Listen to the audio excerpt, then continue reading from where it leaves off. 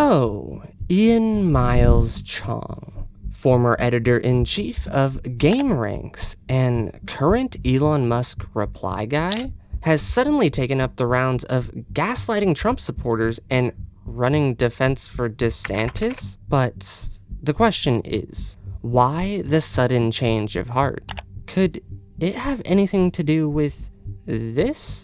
I'm not saying Ian Miles Cheong is a paid shill for the DeSantis campaign, but let's just say it wouldn't be his first time. Did I mention this guy is from and lives in Malaysia? Yeah, let's talk. With MAGA, with Donald Trump, his whole campaign, if you look at the Trump War Room on Twitter, it's boosting any sort of criticism against Ron DeSantis because he does terrify Donald Trump after all. All of this stuff is pretty sus, if you know what I mean.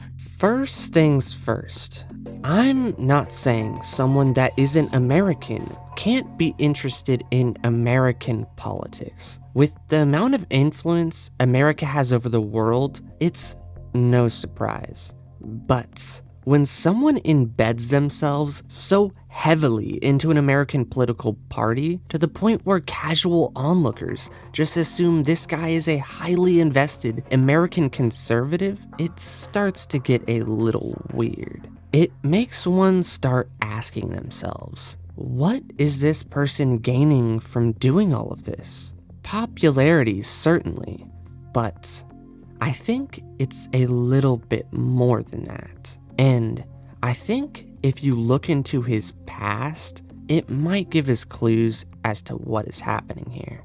Tuesday, April 3rd, 2012, The Daily Dot publishes an article titled, Reddit Moderator Banned for Selling His Influence. Spamming Reddit is no easy task. The social news site's users are a volunteer army who monitor Reddit profiteers with untiring vigilance. Once their spam radar starts beeping, even buying oats won't help. So why did it take Reddit so long to ban chronic spammer Ian Miles Cheong, the news editor of gaming site GameRanks and a top Reddit moderator? The article goes on to describe Ian Miles Cheong abusing his moderator position on several top Reddits, including but not limited to r/askreddit and r/politics, where he would chronically spam links to GamerRanks, the site he was an editor-in-chief for, as well as a handful of other sites.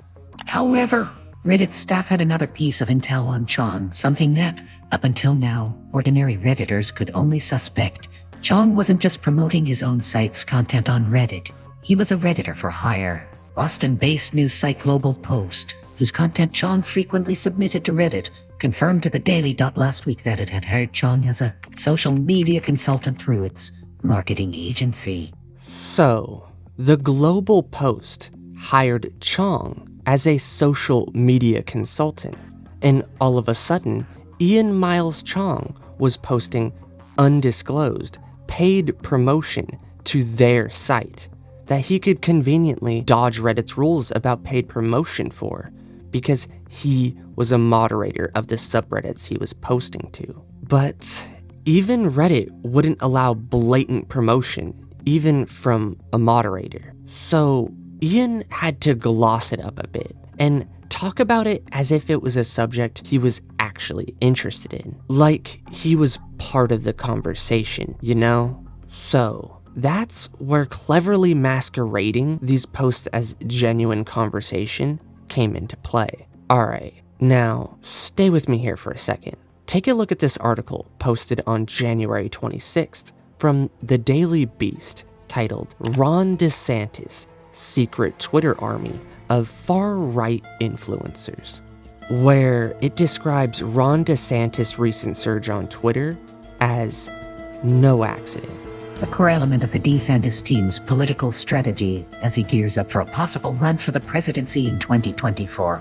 According to 5 Republicans familiar with the discussions, the governor's top lieutenants have quietly recruited a network of conservative social media influencers.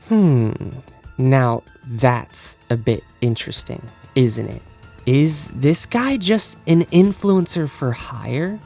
Can we trust anything he says? What's his real motivation? Is he just a Malaysian that happens to make conservative American politics his entire identity? Or is he getting some extra motivation? Let's go through some of Ian Miles Cheong's greatest hits. Keeping in mind, this is only a fraction of the posts he does on the daily. Ron DeSantis is a born leader. Trump is a reality television star. Elect a leader, not a celebrity. Trump has become so desperate and envious that he's now attacking Ron DeSantis and Elon Musk from the left by posting an artificially generated video on Instagram where they're on the same panel as Adolf Hitler, George Soros, and Klaus Schwab. You know what's really interesting about him being so upset that Donald Trump was circulating an obvious meme that was AI generated? The way he reacted when the DeSantis team released an advertisement that featured Donald Trump hugging Fauci. That was, you guessed it, AI generated. But this was inserted into a political advertisement in such a way that the casual onlooker would have just assumed it was real. How did Ian react to that one? I can't believe Trump is crying over memes. The meme master himself. It's fair game, man. Come on, you can't tell me this guy isn't fucking with us. Noticing that a lot of pro-Trump replies attacking DeSantis are from accounts with few followers created just days ago.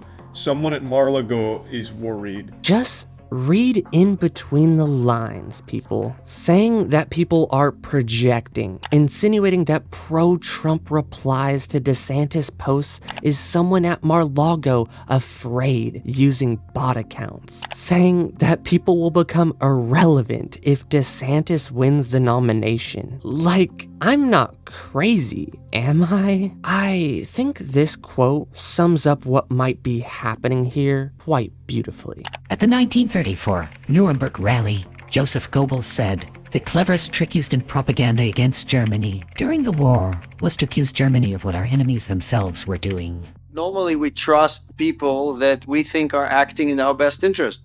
But what if these people are not acting in our best interest? What if their interest is exactly the opposite of ours? It really seems like Ian is just trying to start the rumor mill around the opposing team of something he himself very well could be involved in.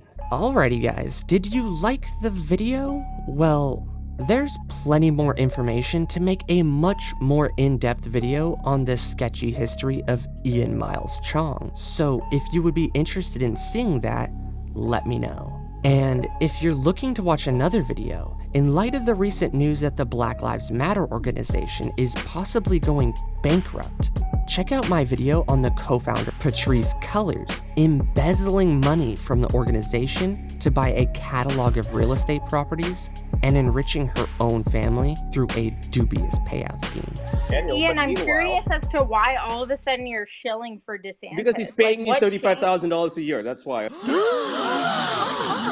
I'm kidding. I'm kidding.